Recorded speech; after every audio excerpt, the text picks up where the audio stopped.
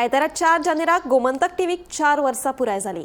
याच निमतान गोमंतक टीव्हीच्या कर्मचाऱ्यांनी एकवटान जमून हो वर्धापन दीस व्हडा उमेदीन मनयलो।